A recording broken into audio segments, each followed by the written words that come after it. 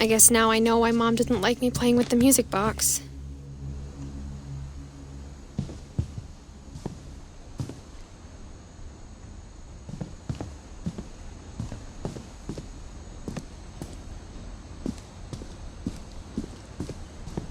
It's funny. All those times I played with the music box and never found the basement key.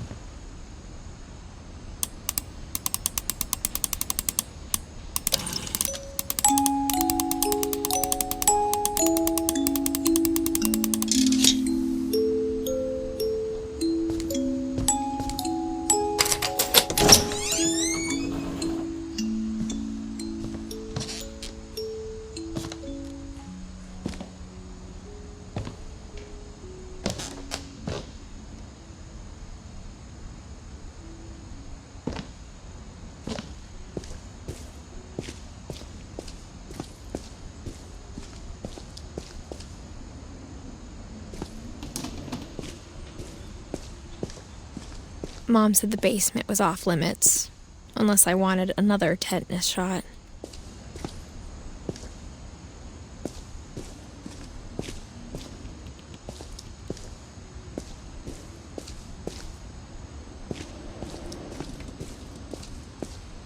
I saw Edie sneak down to the basement once, carrying packages. I thought maybe she was hiding presents.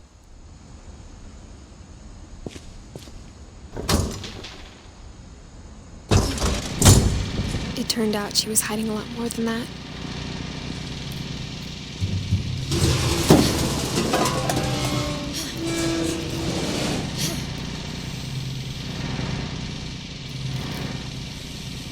I remember asking Mom once about where Walter had gone.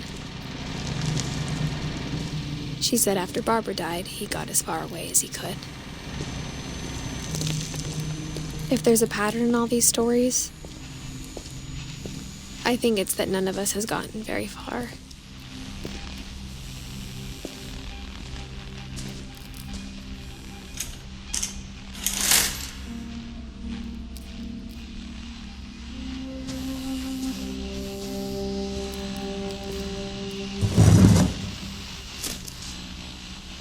Goodbye, everyone. I can't believe I've been down here for 30 years. On that first day, after the shaking started, I didn't think I'd survive a week.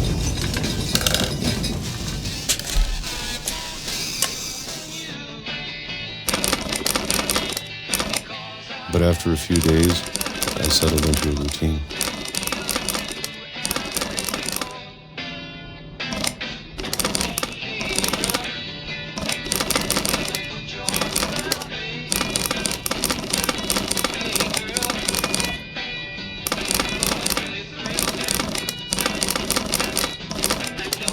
That's what kept me sane.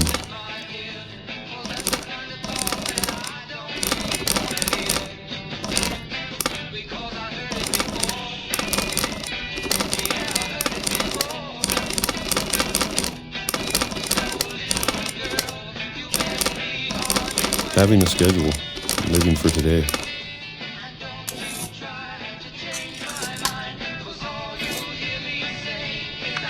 I always expected to be dead tomorrow. But if you wait long enough, you get used to anything.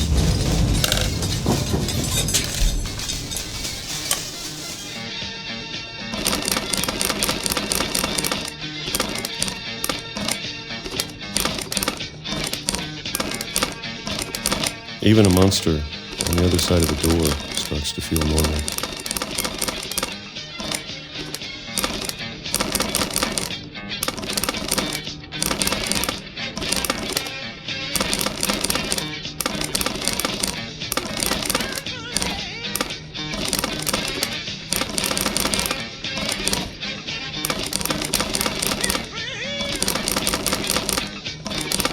Almost friendly.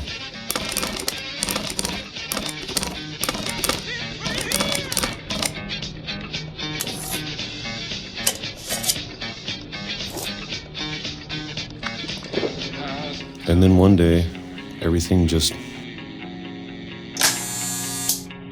stopped.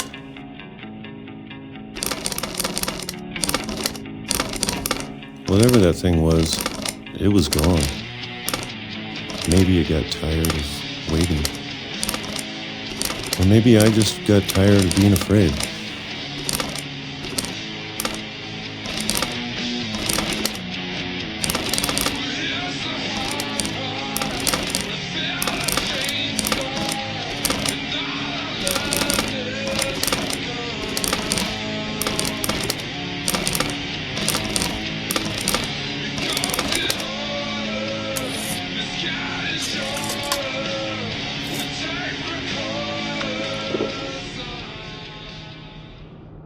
It's been a week now, the longest in 30 years.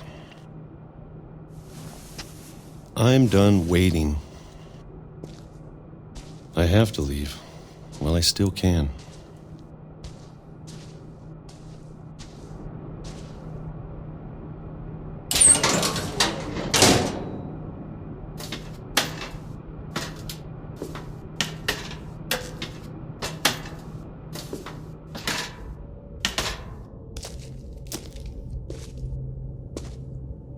I know it's out there, somewhere.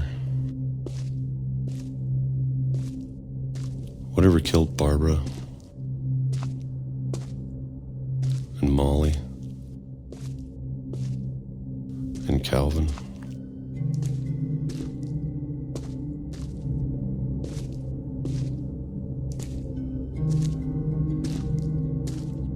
Maybe this is all a mistake.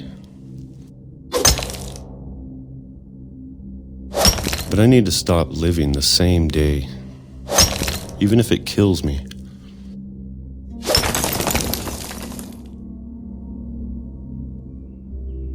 Whatever's out there, I want you to know I'm ready for it.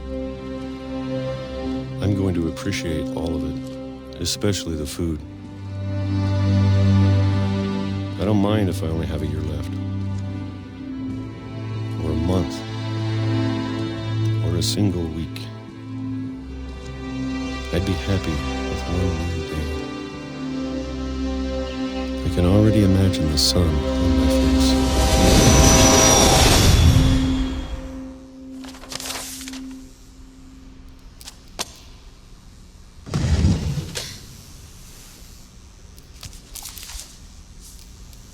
Walter died when I was 6.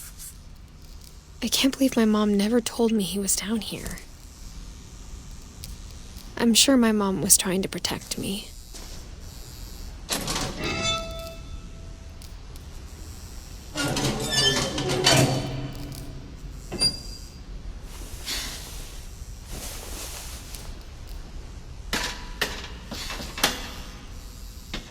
Maybe she was afraid I'd end up like Walter.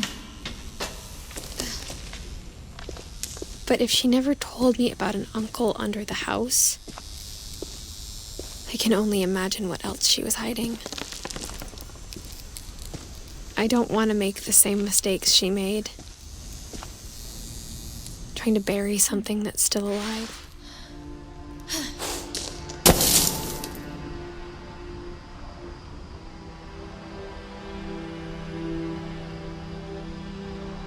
Now that there's only one of us left, or maybe 2, I thought it was time I heard the stories for myself and found out what happened to everyone else. But now I'm worried the stories themselves might be the problem. Maybe we believed so much in a family curse, we made it real.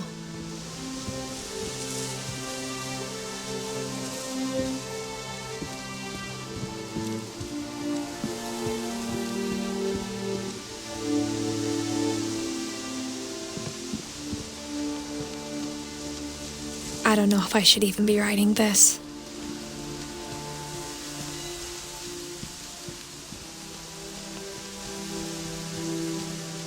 Maybe it'd be better if all this just died with me.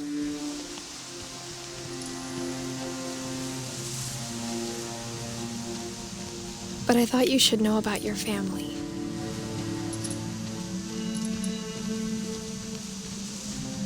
and the history you're a part of.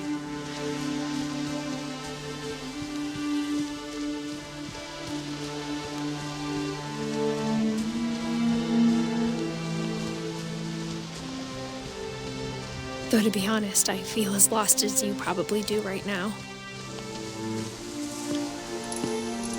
I think the people in these stories believed them, for what that's worth.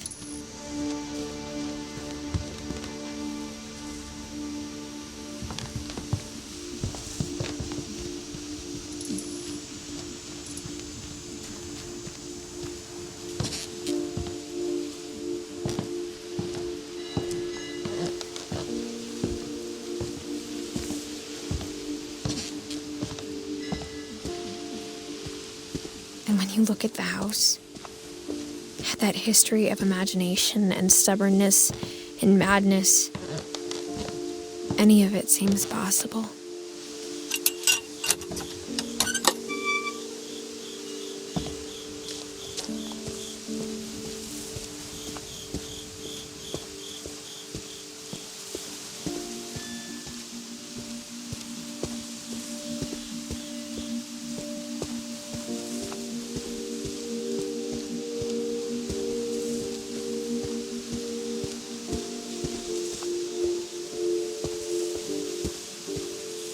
I think we've been surrounded by death for so long, we've just gotten used to it. What kind of family finishes building a cemetery before starting the house?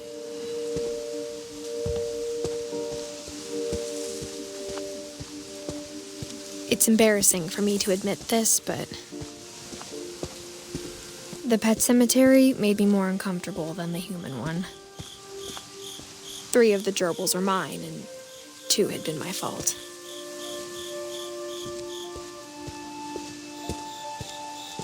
Sven built the house, but it was Edie who designed the cemetery.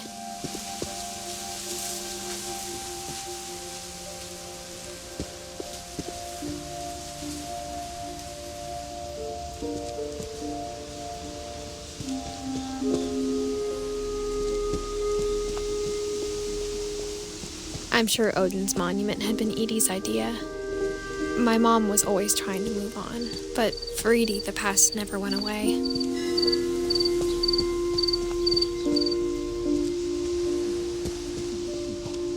She could see it poking out of the water at low tide.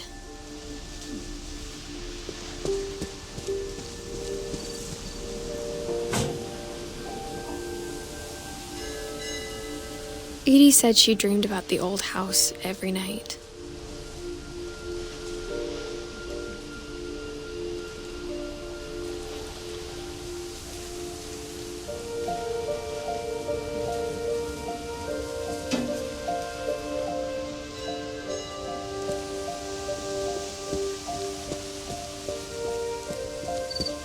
Edie's side was always easier for me to understand.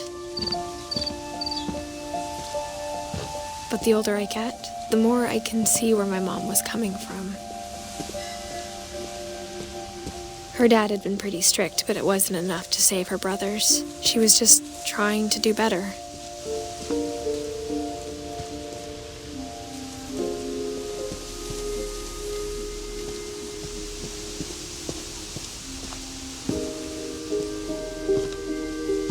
She lost 2 of her brothers, just like I did. I get why she tried so hard to protect us.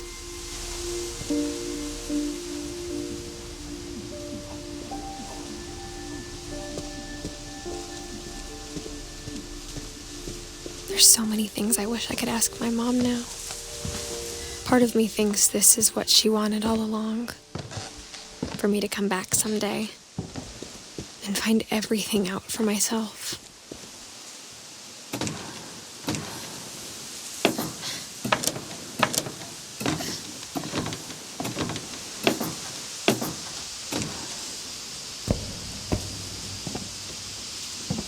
But looking back on it now, if she told me there was going to be so much climbing, I never would have come when I was 22 weeks pregnant.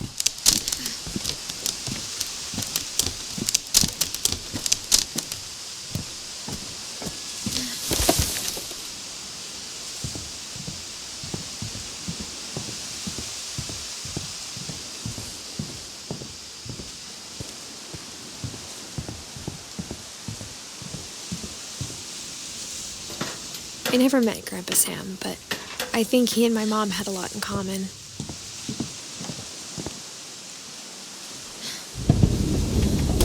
They were both pretty intense. Sam spent his life shooting photos, but Mom said he got nervous being in front of the camera. I guess we're all afraid of something.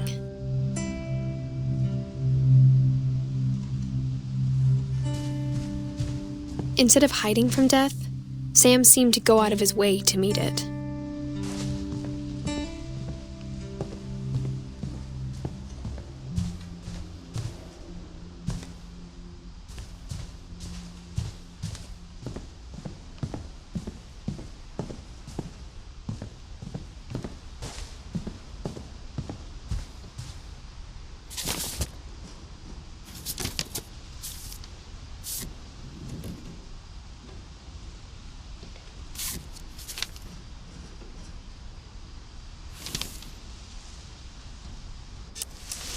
Dawn, I promise, you'll never forget this weekend. Yes, sir. These memories are going to last a lifetime. What? Am I gonna have to shoot me? Perfect. It's gonna rain the whole weekend, isn't it?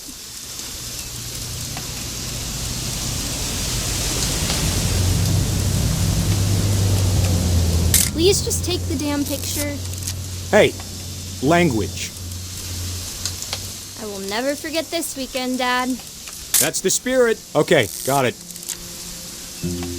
I'm gonna take some pictures, okay? Just be careful. That camera's older than you are.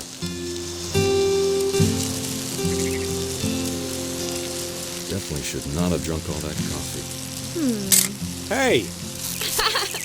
That's a keeper. I'm just saying, I'm not always gonna be here, Don.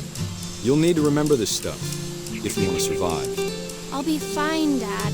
You know who else thought he was gonna be fine? Some guy who died. Don, I'm being serious. I know, Dad. You're always serious. Doesn't being out here make you want to chill out? Well, to tell you the truth, I haven't been out here in 20 years.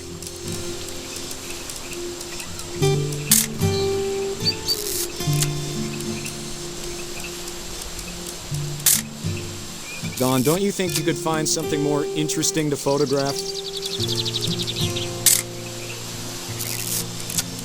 Last time I was with my brother Calvin.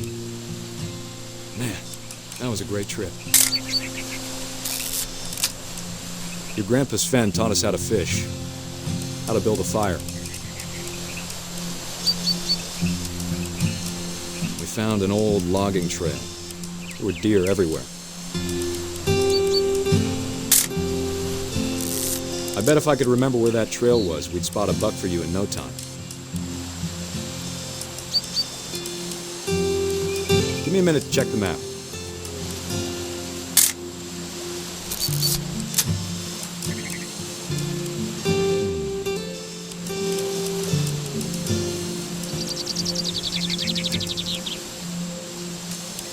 Let's see.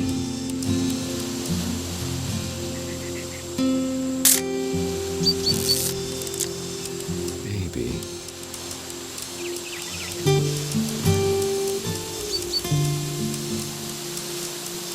Or was it?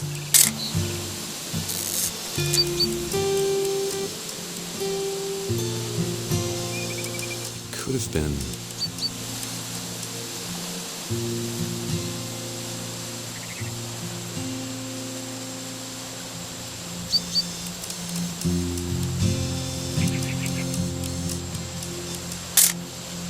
You don't need to waste any more film on me, kiddo.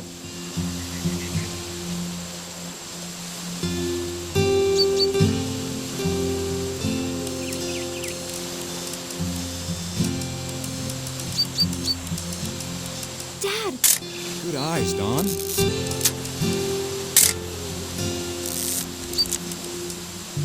Before you take the shot, let me get a picture of it.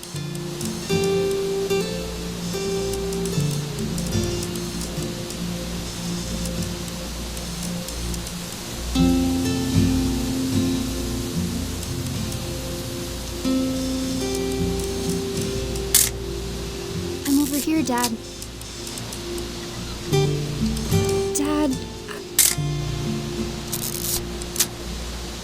Let me get behind you. do I have to do this? Dawn, you don't have to do anything. But if you want to survive, you'll need to be strong. Great shot, Dawn!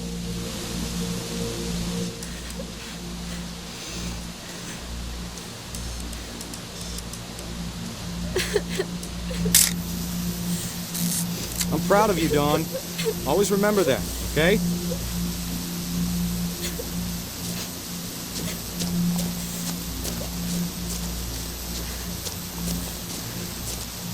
Sorry, Dawn, just gotta reset the timer.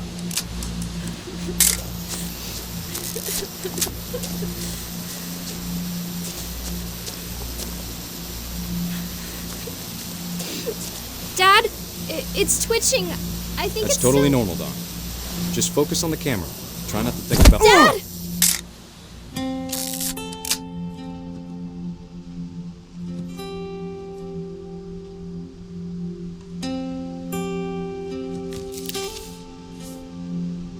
Of all these stories, that's the one I wish most that my mom had told me.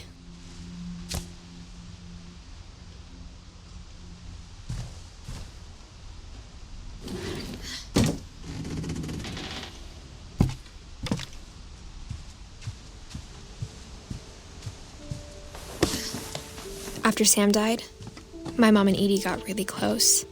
They'd both lost a lot.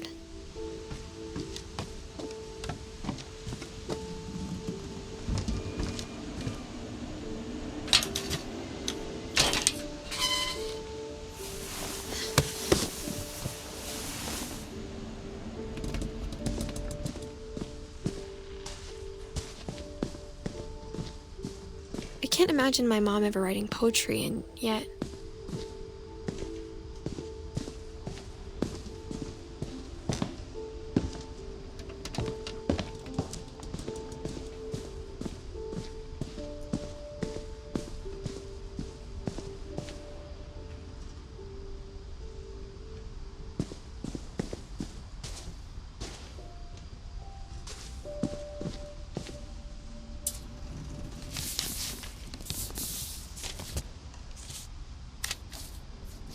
Dear Kay, do you remember the way Gregory used to laugh when he thought he was alone?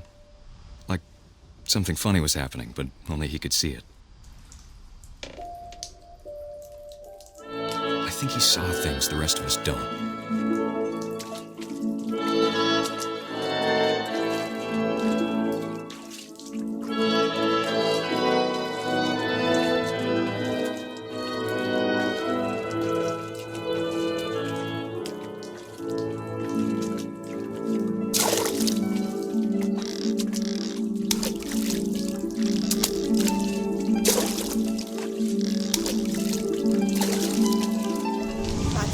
Gregory, it's time to... Hold on, sweetie. Hello? Sam, I told you I don't want to talk right now. I wonder what he saw.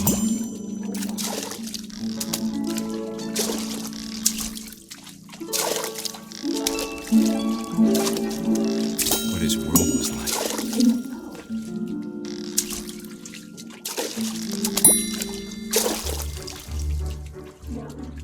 He reminded me so much of Calvin.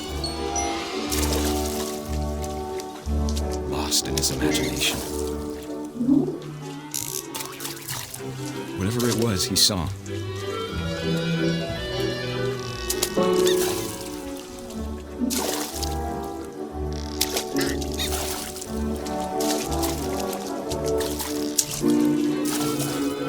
It sure made him happy.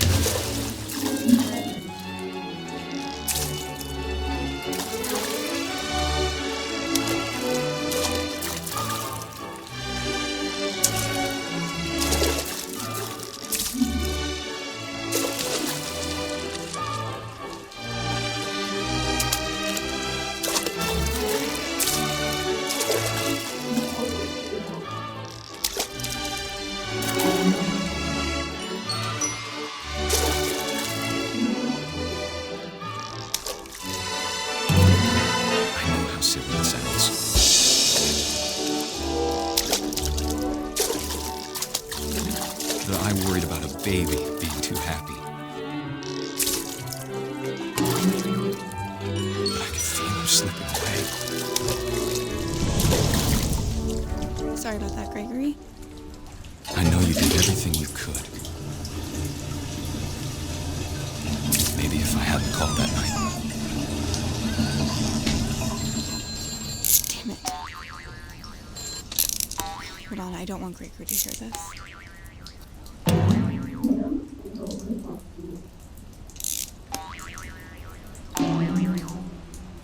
I wish you could have told us about the world we saw.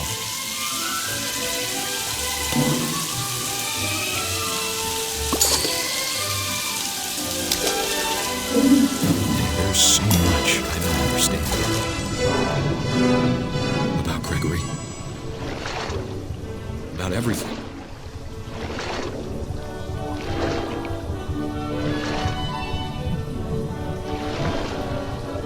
But I know what happened wasn't your fault.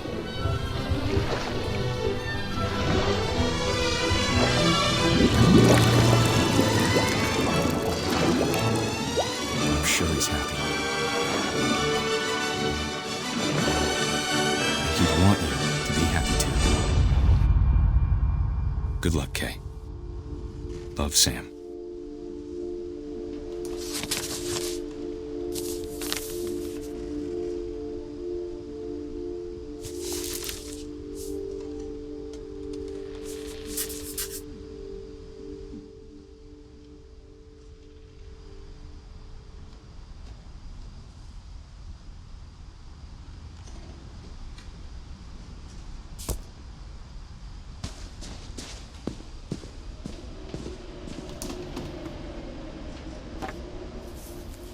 A poem for Gus, who always said the wedding was a bad idea. Our father never hit us kids, at least not very hard, before the day my brother said with teenage disregard that he'd be dead before he'd see a wedding in our yard.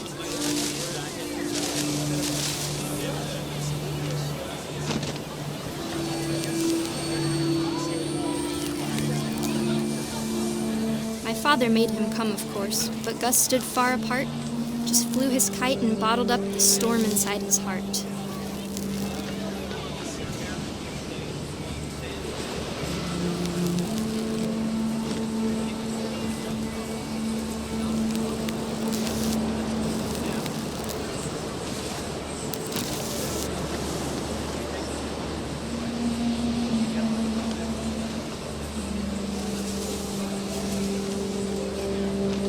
I tried to talk him out of it, but though he'd never met her, "We don't need a stepmom," were the words that I I would now pronounce you husband and wife. You may kiss the bride.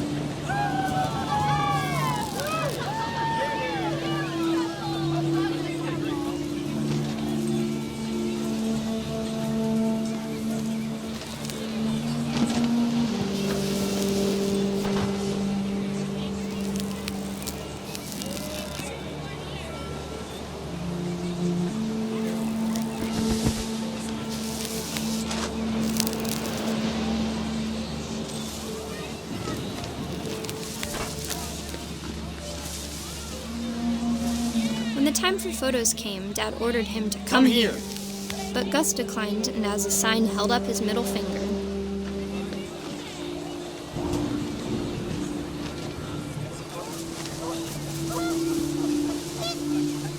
The wind picked up, and panicked geese appeared and quickly went.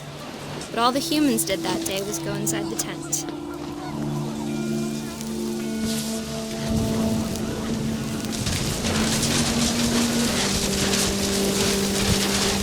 The rain came down in buckets then, but no one seemed afraid that nature might destroy the tent our dad had crudely made.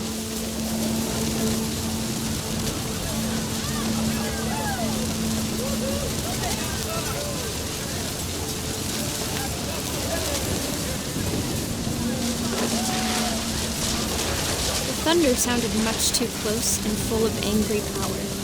But all my father said to this was, "Make the music louder."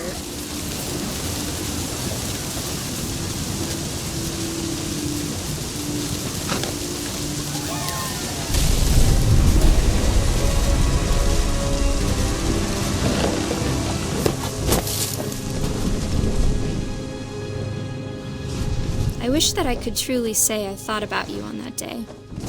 Out there on the beach alone, just you, the wind, the sea and foam. But I didn't, until we found you.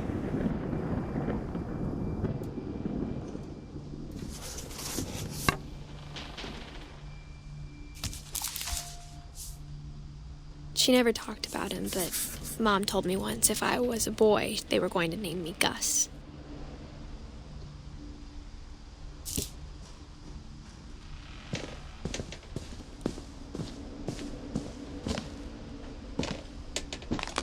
My mom moved up to the loft after her brothers died.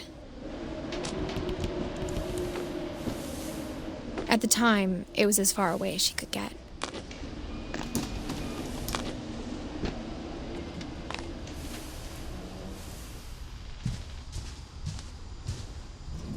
My mom moved to India a week after graduation and got a job teaching English. She spent a summer building houses in Calcutta, where she met my dad, Sanjay.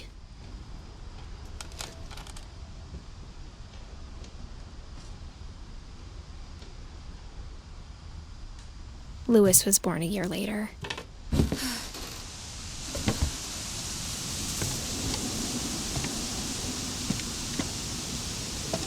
When my dad died, I don't think Mom knew where else to go. I'm sure Edie was happy to have her back. And to see kids in the house again.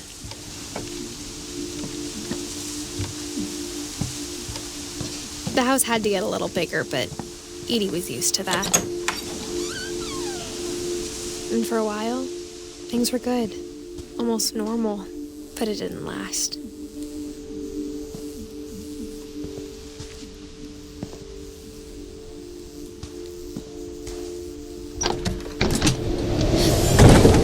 The beginning of the end was Milton's 10th birthday, when Edie gave him a castle.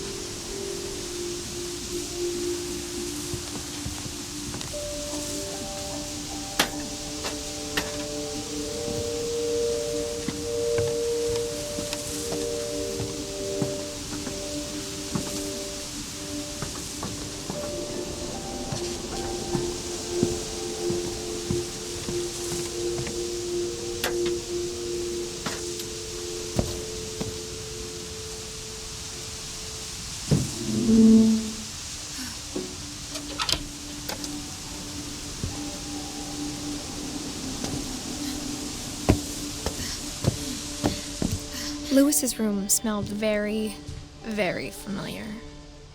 That part of him lived on.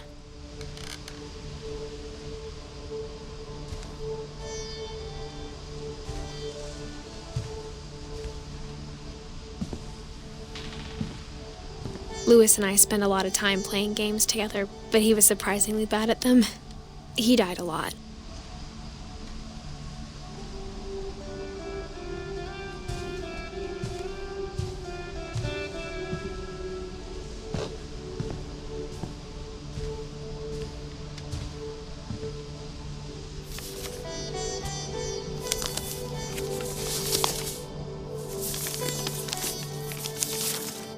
Dear Mrs. Finch, as Louis's psychiatrist, I can understand your desire for an explanation. As I see it, the trouble began in January, shortly after we convinced your son to seek treatment for substance abuse. Newly sober, I believe Louis first noticed the monotony of his daily life.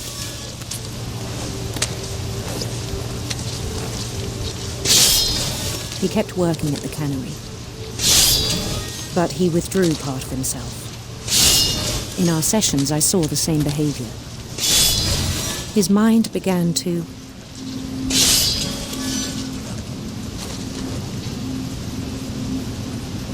wander. I asked him to describe it. He said he started small, imagining a labyrinth.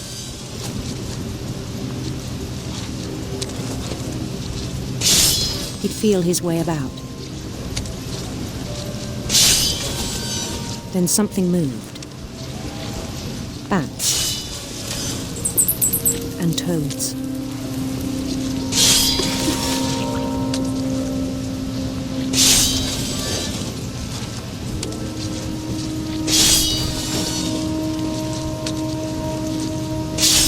And things that have not names.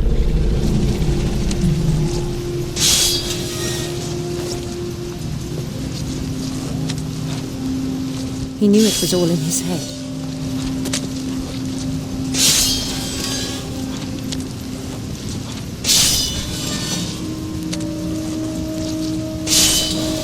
But he took it very seriously.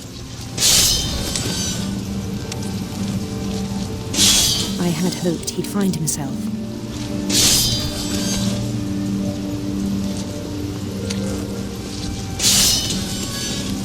But he found something more. I worried about him then. Daydreaming at the cannery. I spoke with his boss. But he said Lewis had become a model employee. Methodical, tireless, focused. Like a whole new Lewis. So I let him go on.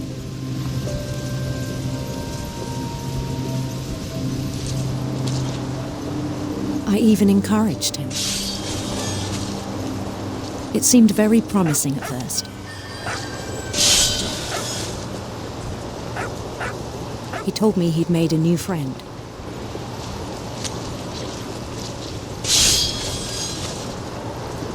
On the edge of a city he named Lewis Topia.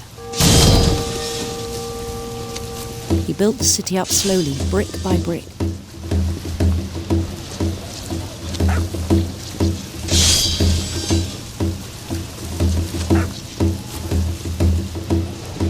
Then he made musicians.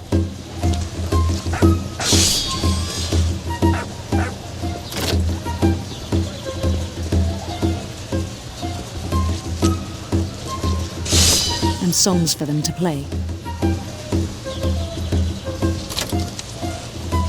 He talked about starting a band.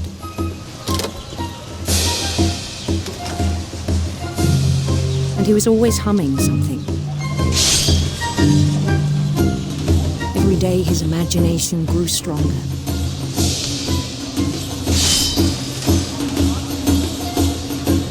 He no longer spoke at the cannery. But his chopping was as reliable as ever. Then one day it struck him that all the cheering crowds, even the stones under his feet, were all in his imagination. So he could do whatever he wished.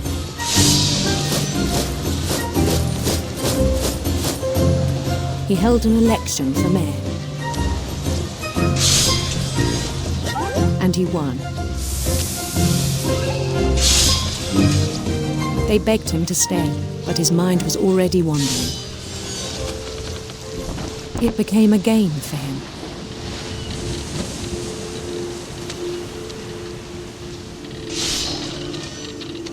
He'd conquer a city, then immediately push on. New Louisville.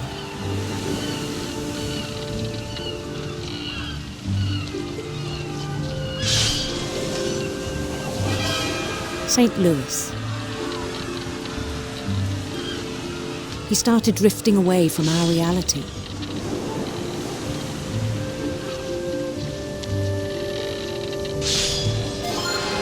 Minneapolis. Until one day he forgot to go home from the cannery. Even as his mother pleaded with him, part of Lewis kept sailing on.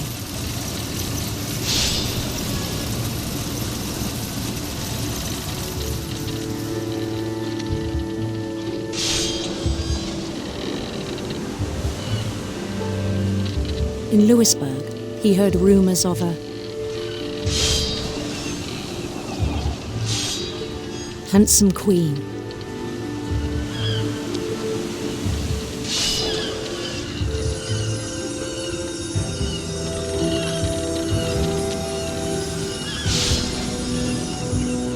The queen was on her own quest for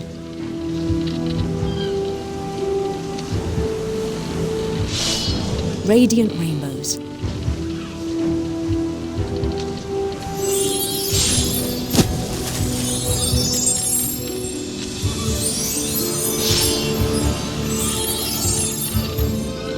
He followed the sound of her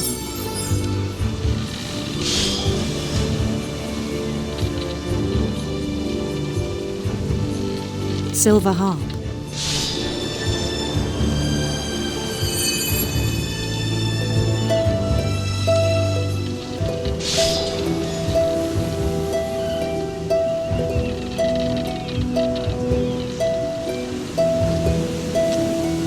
His chase led him to a golden palace east of the sun and west of the moon.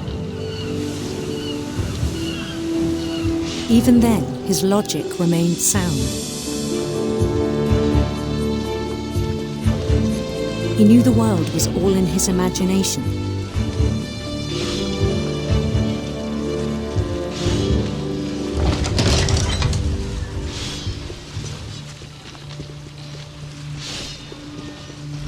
But he was so proud of having created it.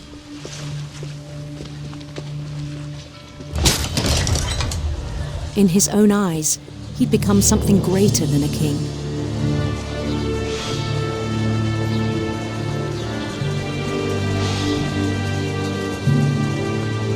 For someone who'd never known success in the real world, I think it was overwhelming. And then it struck him that the real Lewis was not the one chopping salmon, but the one climbing the steps of a golden palace.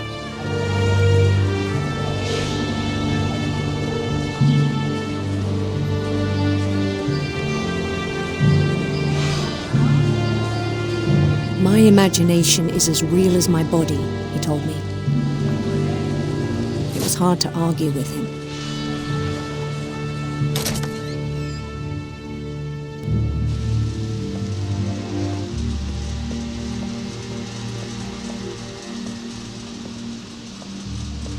He began to forget the world we know.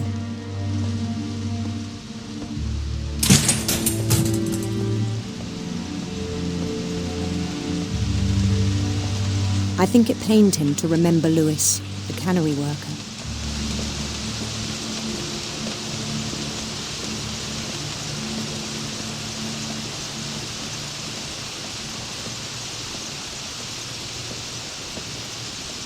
He began to despise the man with a royal contempt.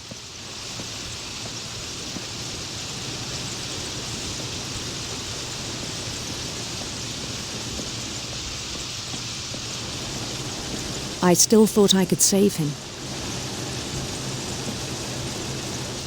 Even after he said he was being crowned king over all the lands of wonder. The palace would be packed with his companions.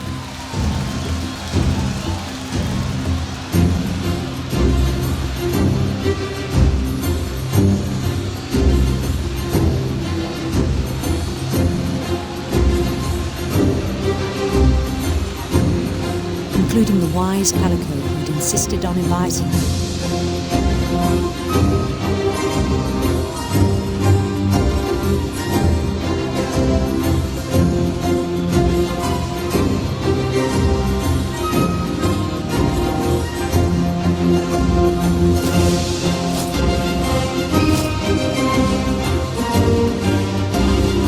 His queen waited, holding his crown.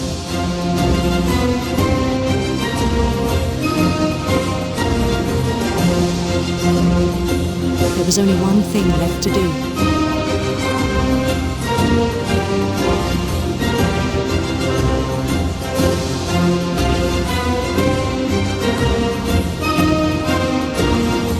Bend down his head.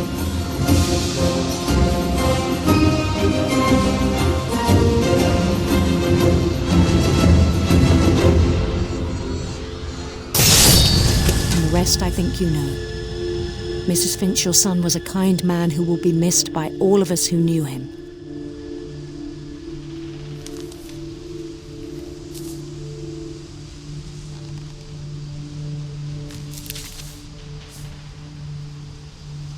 My brother was really cool. I wish you could have met him.